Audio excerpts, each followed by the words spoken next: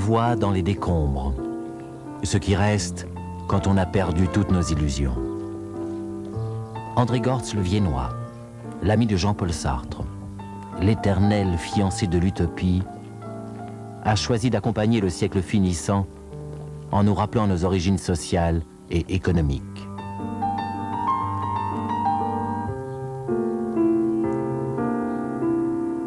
Le travail est une invention du capitalisme, tel que nous l'entendons.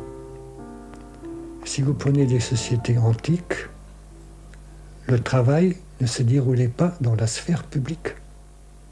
Ce qu'on appelait le travail, l'économie, oikonomia, ça se passait dans la maison, dans le foyer, dans l'oikos.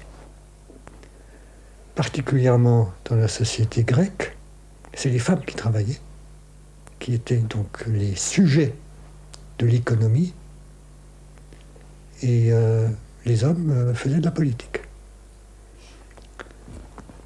Le travail que les femmes ne faisaient pas était accompli par les esclaves. Et le travail était mal vu, était mal considéré. On disait qu'une personne qui s'adonne prioritairement à sa profession, comme tous les artisans, n'est pas digne d'être un citoyen de plein droit qui s'occupe des affaires de la cité, puisqu'il n'a en vue qu'un secteur particulier et non pas le bien général. Et si nous passons au Moyen-Âge, il n'y avait pas la notion de travail. Il y avait des besognes, il y avait des peines, les hommes de peine, il y avait le labeur, qui était essentiellement le travail du laboureur. Il y avait l'œuvre, qui était l'activité des artisans qui œuvraient, qui créaient des produits entiers, qui étaient à la fois beaux et utiles. Et le travail était tout ce qui est pénible et désagréable. C'est ce qu'on appelait le travail. Alors, avec le capitalisme industriel, tout a été éliminé, sauf cette notion de travail. Mais la chose s'est faite très lentement. Si vous prenez encore Max Weber, donc un sociologue allemand du début du siècle, il a vécu l'ancien système de vente des textiles produits artisanalement. Il explique que il n'y avait jamais de concurrence entre les artisans qui produisaient ces tissus et les marchands de gros qui achetaient la production des artisans n'auraient pas eu idée de les mettre en concurrence les uns avec les autres. Il y avait des qualités qui étaient normalisées et quand un tissu correspondait à la qualité normalisée, il avait son prix. Ce prix était immuable, il n'était pas négociable. Il n'y avait pas question de marchander. Donc le marchand de gros visitait les fabricants de tissus, ne marchandait pas avec eux, mais allait avec eux au bistrot. Ils buvaient du vin, ils mangeaient ensemble, ils faisaient leurs affaires, ils leur passaient une commande, ils leur achetaient la commande ancienne au prix convenu, et ces gens travaillaient en moyenne 6 heures par jour, pas plus. Et en plus, ils avaient presque 200 jours fériés par an. Ils ne travaillaient pas. Pour nous, ça semble être la bonne vie. C'était pas un mode de vie désagréable, c'était un mode de vie détendu, assez convivial, où, donc, comme vous voyez, la rationalité économique, les rapports marchands étaient étroitement limités, enserrés dans des rapports conventionnels, traditionnels, quasiment éthiques. Le marchand avait son éthique, il n'aurait pas eu l'idée de tromper ou de marchander avec le producteur, et celui-ci avait sa loyauté envers le marchand. Qu'est-ce qui imposait ça, ce système ? C'était une idée de l'ordre social. La société était encore une société ordonnée, où il y avait en haut et en bas, et puis chacun était à sa place, on ne changeait pas de place, on était mis à sa place et on y restait. Maintenant, comment est-ce que ça a changé ? C'est que, à un moment donné, des fils de marchands de gros se sont dit, mais ce que fait mon père, c'est pas rationnel.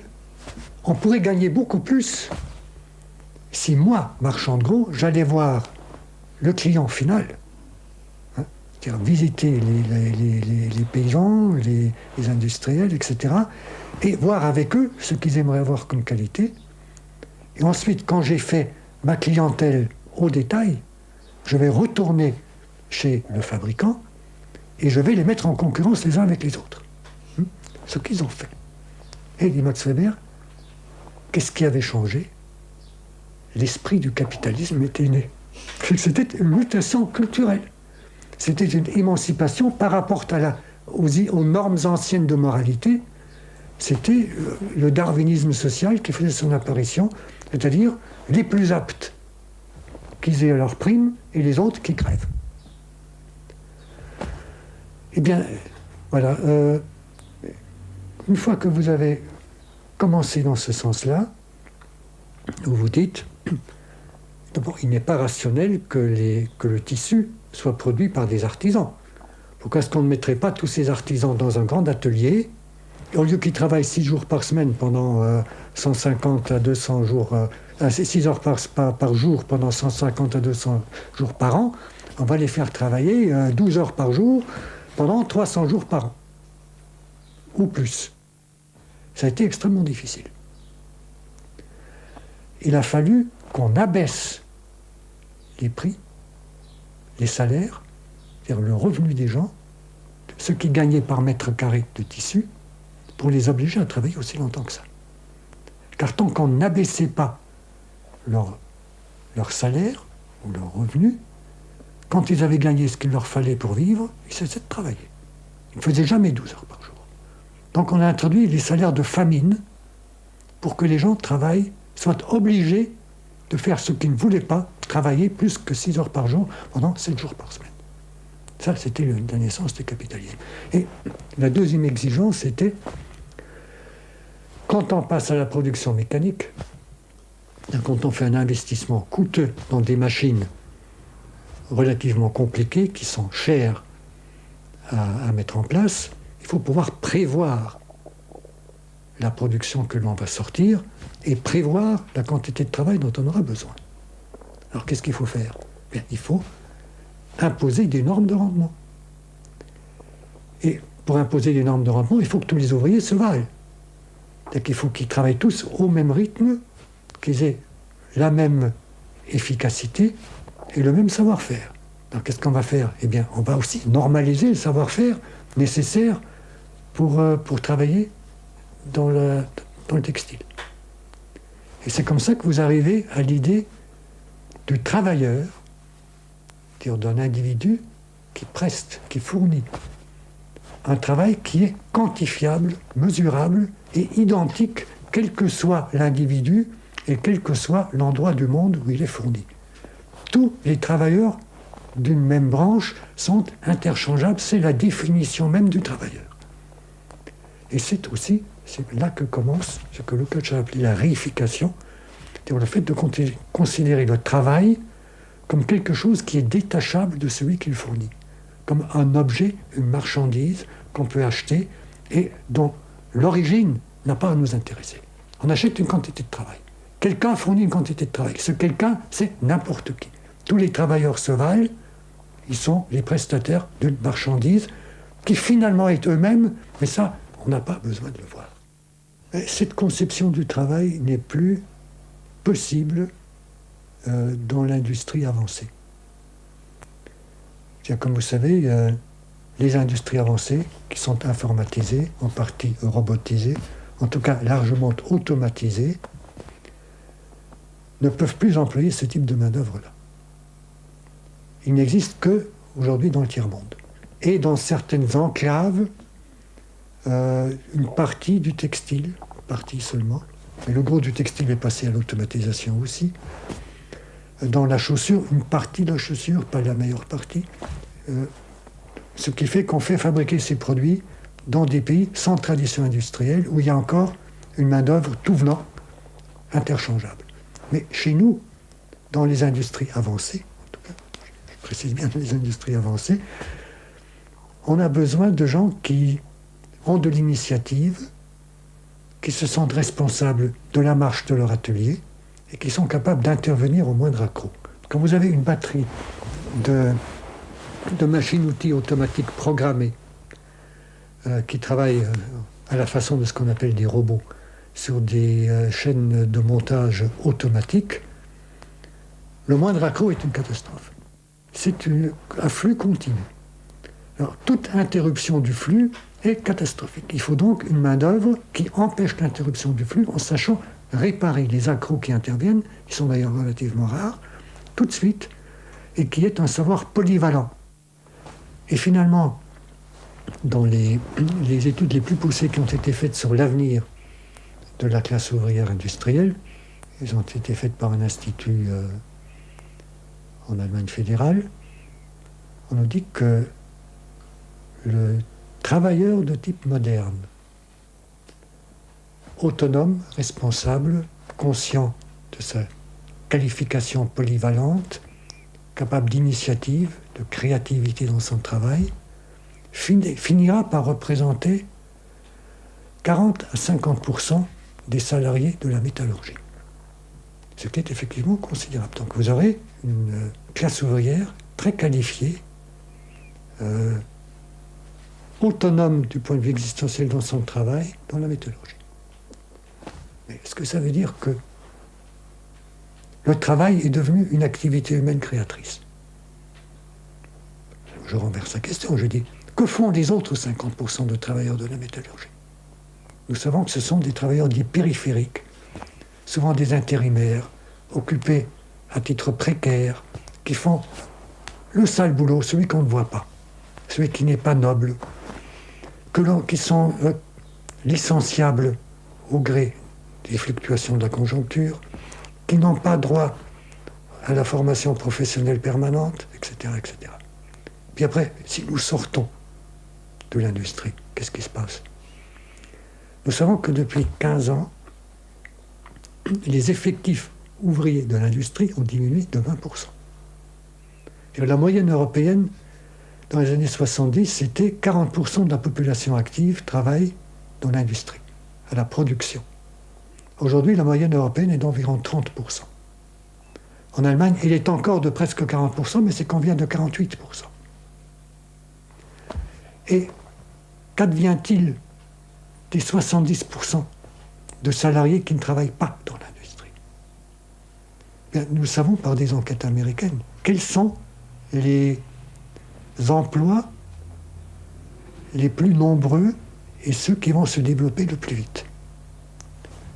Alors, pour les États-Unis, qui sont le pays phare, le pays annonciateur toujours des développements à venir, les emplois qui vont se développer le plus vite et qui sont les plus nombreux sont les emplois de cuisiniers, garçons de café, serveuses, aides-soignants, caissières, vendeurs, vendeuses, comptables, etc., etc. Vous n'avez pas de métier noble là-dedans. Ah oui, et tout à fait en tête viennent les gardiens d'immeubles et le personnel de nettoiement. Nous sommes dans une mutation culturelle fondamentale. Et si je mets tant l'accent sur le recul par rapport au travail, la distanciation par rapport au travail, c'est qu'il est déjà en train de s'installer. Dans toutes les enquêtes que l'on a faites, y compris en Belgique, aux Pays-Bas, en Allemagne, en Italie, en Grande-Bretagne, il en ressort toujours que les gens, particulièrement ceux qui ont moins de 40 ans, ne veulent plus s'identifier à leur travail. Ils ne veulent plus, c'est pour ça d'ailleurs qu'il y a une offensive aujourd'hui, patronale, idéologique, même syndicale, qui redemande cette identification. Elle n'existe plus. Chez tous les 30 ans et moins, enfin à 80%, la réponse est toujours « nous, on n'est pas prêts de sacrifier notre vie pour le boulot et pour la profession. » Je peux le certifier. Ça. On n'est plus prêt à faire ça. Ce que nous demandons à notre travail, c'est premièrement d'être intéressant, de permettre une implication et d'être socialement utile et d'avoir un sens. Si ça n'a pas de sens, que ce n'est pas socialement utile et que ce n'est pas intéressant, alors c'est un gagne-pain. et on veut pouvoir en changer aussi souvent que possible pour ne pas devenir idiot. Ça, c'est l'attitude des travailleurs relativement jeunes vis-à-vis de leur profession et de leur travail. Pouvoir apprendre tout le temps, pouvoir changer de boulot parce que c'est pas si intéressant que ça, ou alors trouver vraiment le travail qui est une mission, qui est un investissement personnel, qui est une œuvre personnelle. Ce qui est relativement rare. Il paraît qu'il y a 5% des emplois disponibles qui répondent à cette, d'après Bertrand Schwartz, qui répondent à cette définition. 5%. Bien. Donc nous sommes en mesure de reprendre cette exigence vécue, qui est une exigence d'autonomie de la personne, d'émancipation de la personne, de liberté, de recherche, de quête d'un sens, de la reprendre et de dire au mouvement politique, au mouvement syndical, si vous n'êtes pas capable de vous emparer de ça pour permettre aux gens de donner une dimension militante, sociale, collective à leur exigence personnelle, effectivement, vous êtes foutus et nous tous avec. L'erreur des régimes dits du socialisme réel a été de croire qu'il y a une autre économie que l'économie capitaliste. Je ne dis pas un autre système économique, je dis une autre économie. Ils se sont aperçus, aujourd'hui, que la réponse est non. Il y a une seule façon économiquement rationnelle de gérer une entreprise, c'est la façon capitaliste. C'est-à-dire de rechercher le rendement maximum pour les facteurs de production utilisés. Ça ne veut pas dire que cette rationalité-là doit s'étendre à tous les domaines de la vie sociale et individuelle.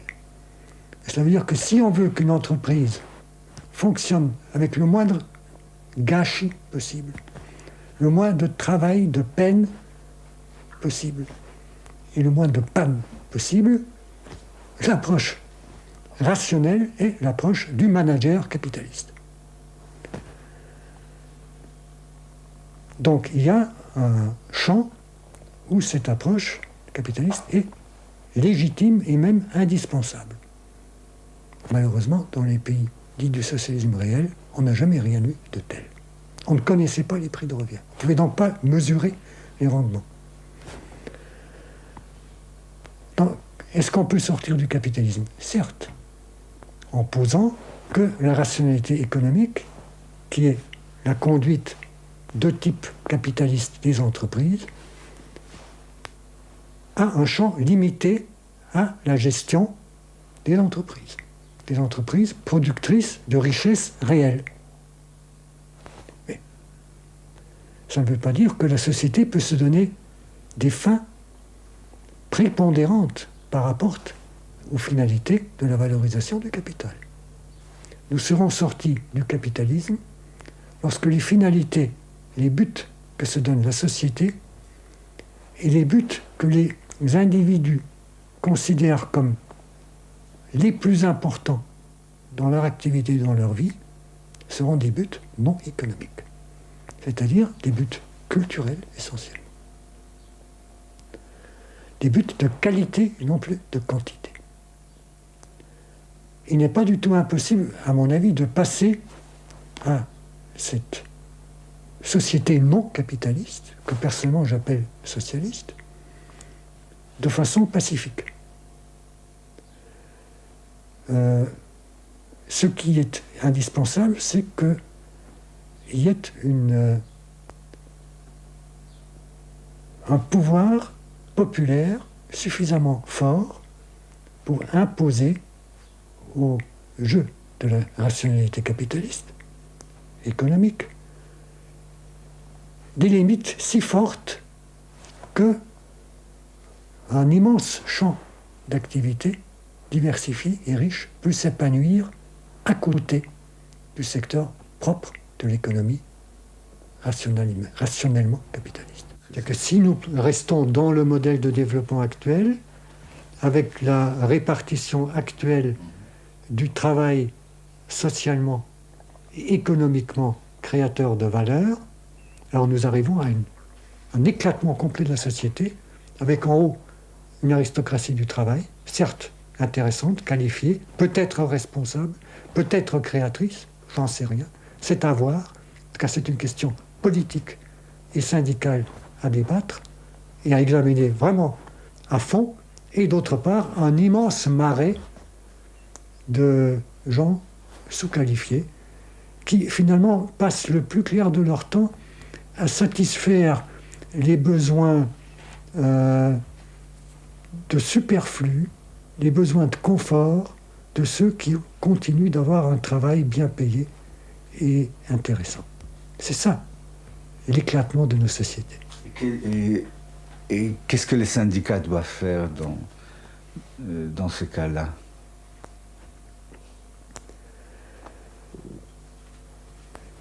L'évidence, le bon sens vous dit que lorsque la proportion de gens économiquement créateurs et socialement utiles par leur travail, lorsque cette proportion diminue, la seule manière d'avoir une société qui reste démocratique et un peu transparente, c'est de répartir ce travail intéressant sur le maximum de gens. Mais cela suppose que l'on réduise sa durée pour chacun et que l'on permette une formation beaucoup plus poussée, permanente, à tout le monde. Nous allons certainement vers des temps difficiles, pleins de conflits, mais qui ont au moins ceci de passionnant, que nous savons que des possibilités de libération, d'émancipation, de développement et d'enrichissement de la vie s'offrent à nous qui n'ont jamais existé avant. Nous savons qu'il serait possible, par exemple, de réduire la durée du travail de façon à ce que chacun puisse avoir plusieurs vies. Non seulement plusieurs vies, l'une à côté de l'autre, une vie personnelle, conviviale, de citoyens, de militants, de parents très développés, mais aussi plusieurs vies successives.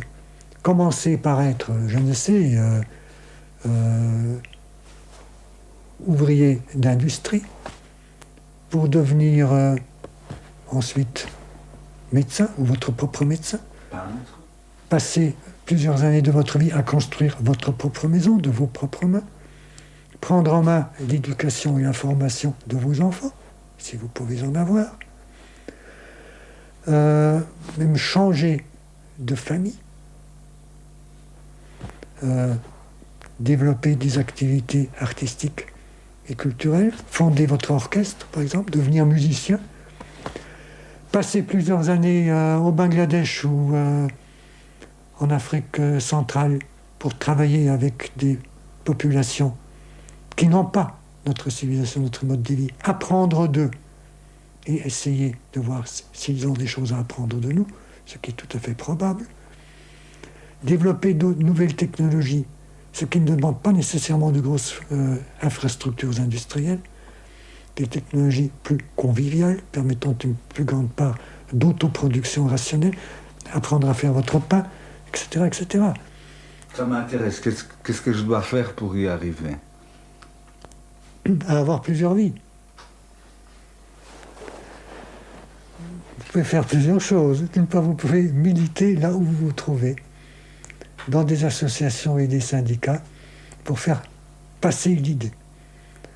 Vous pouvez, comme l'ont fait les femmes en République fédérale d'Allemagne, exercer une pression irrésistible sur les forces politiques dominantes pour qu'elles acceptent l'idée que le travail, ce n'est pas nécessairement le travail rémunéré, mais qu'il y a d'autres activités qui sont humainement enrichissantes et socialement productives, et qui sont des activités qui se déploient qu'en dehors de la sphère du travail rémunéré.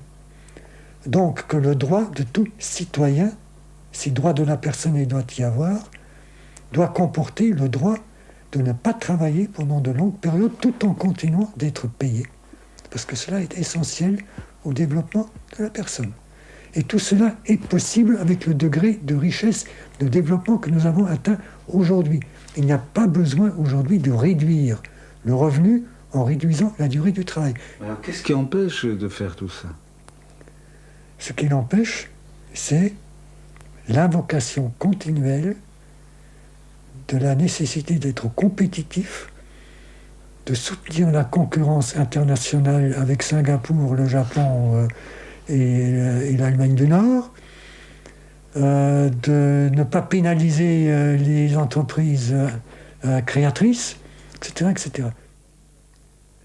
À votre avis, quel rôle doivent jouer les syndicats aujourd'hui? Solidariser l'effort avec les faibles, c'est une expression de Peter Glatzk, qui est un des dirigeants du Parti social-démocrate allemand. C'est une très bonne définition. Il y a une chose que les syndicalistes et militants politiques de gauche ont compris, bien qu'ils soient très minoritaires, c'est que le syndicat de travailleurs est une forme périmée de syndicalisme. Parce qu'il ne organise, il ne regroupe que les gens qui ont un travail régulier et rémunéré. Et que si le syndicalisme doit jouer un rôle comparable à celui qu'il a joué dans le passé, il faut qu'il cesse de se considérer comme un syndicat de travailleurs et se transforme en syndicat de citoyens.